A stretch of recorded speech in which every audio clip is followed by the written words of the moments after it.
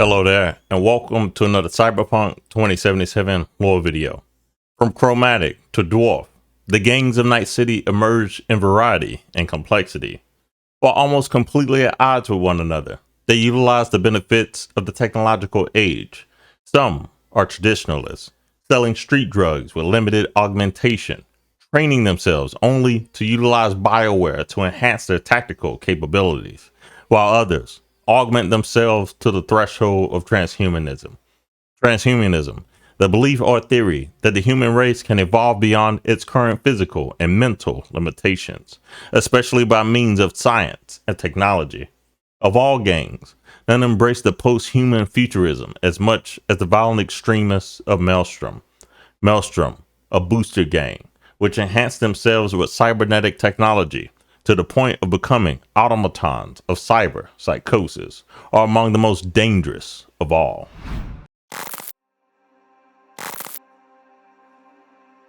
Maelstrom emerged from the remnants of the Metal Warriors, a combat gang that abided by a soldier's code.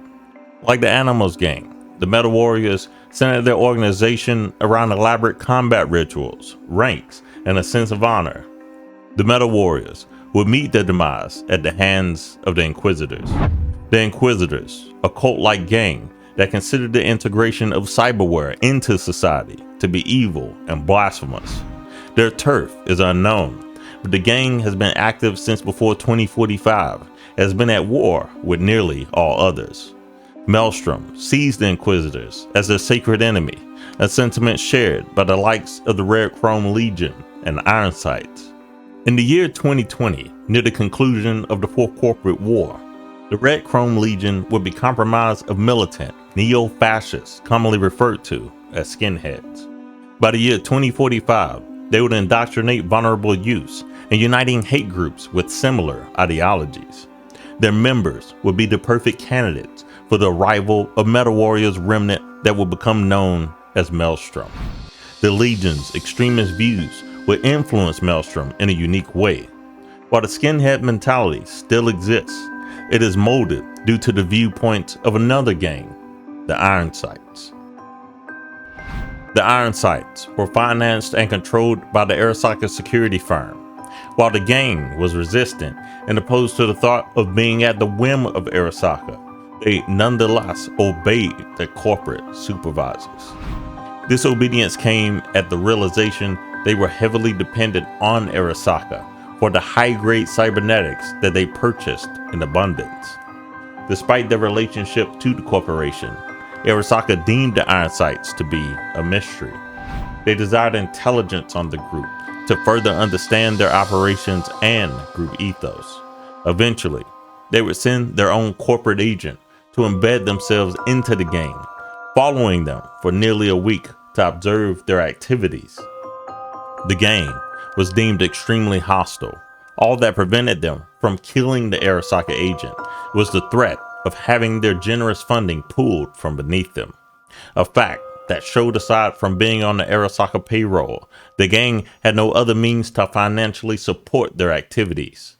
The Arasaka agent's impression of the gang is that they were a group of self-hate. They desired nothing more than to rid themselves of their humanity by continuing to integrate technology into their bodies. The most esteemed of the group were the most augmented of all the members.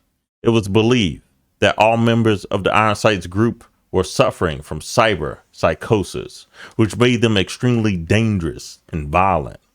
Arasaka would eventually cut ties with them, leaving them to fend for themselves.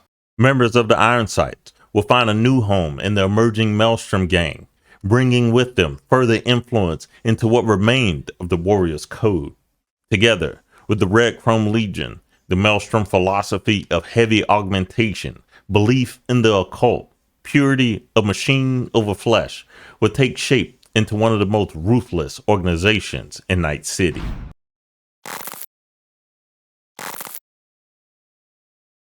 In the year 2077, Maelstrom primarily operates in the industrial part of Watson, clinging to the abandoned buildings.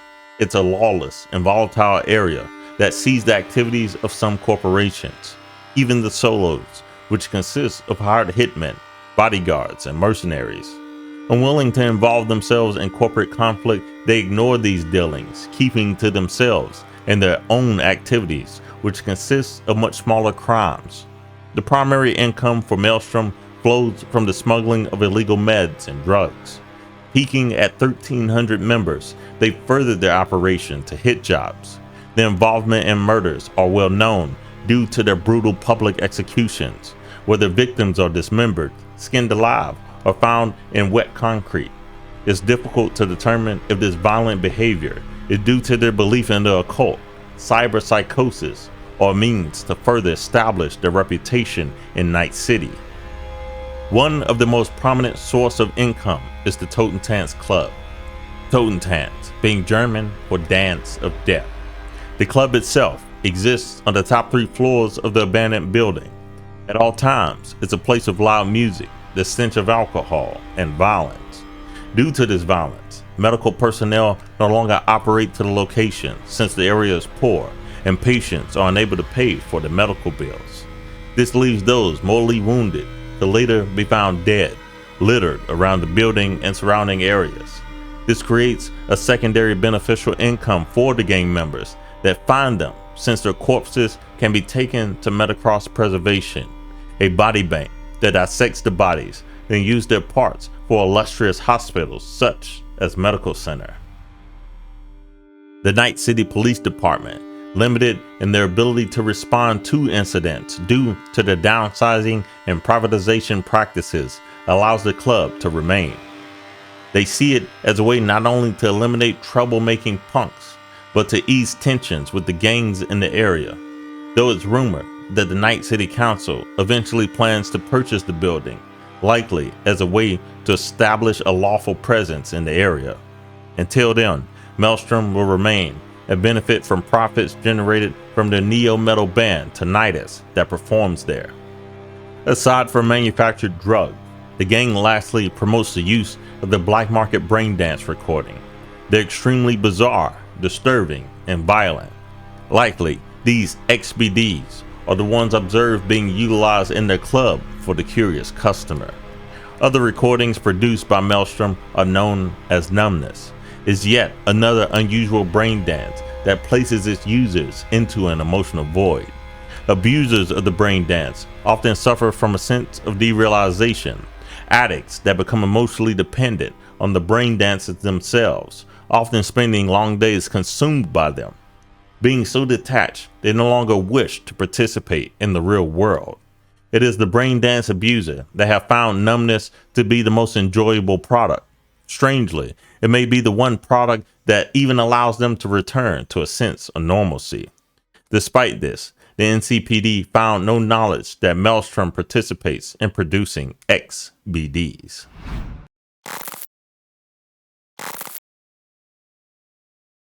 Originally, the group was led by Brick, who was unseated by Royce. Royce, officially named Simon Randall, has been labeled a psychopath. He's violent, unpredictable, and easily agitated. He's encountered when V attempts to acquire a Militech flathead from the lieutenant, Dum Dum. Depending on your choice, Royce takes a liking to you, and Dum Dum even seemingly befriends you. But it's your decisions that determines how the story plays out. If you're passive, the pair allows you to go in peace and even considers business with you in the future. If you decide to fight, they'll both be eliminated and you can depart with the needed equipment. If you're curious, you can find the imprisoned Brick patiently waiting in his cell. At this point in lore, things begin to shift. The player input changes the hierarchy of Maelstrom, and it shouldn't be considered concrete since every player will choose something differently. Therefore, as far as this lore story is concerned, Royce is the leader of Maelstrom and his roster remains static. While Royce sits at the hierarchy of Maelstrom, the organization as a whole breaks down their members into smaller, independent groups responsible for carrying out specific tasks. Depending on these tasks, groups can be as small as 5 members or large enough for raids and hit jobs. Some even branch off from the organization to practice occult rituals, attempting to summon rogue AI from the net through self-sacrificing means. While like the Voodoo Boys, their own net intrusion remain hidden from the public, Maelstrom actively seeks out the secrets stored within it, perhaps seeking religious insight or more ways to transition from human to machine. Either way, it's obvious the cyberpsychosis embracing, flesh-mutilating organization would rather be murderous automatons than human. And when humanity is sacrificed for the machine, what becomes of those who remain behind? Thank you for watching. If you watched this far, please consider subscribing to the channel or leaving a comment. And I'll catch you next time.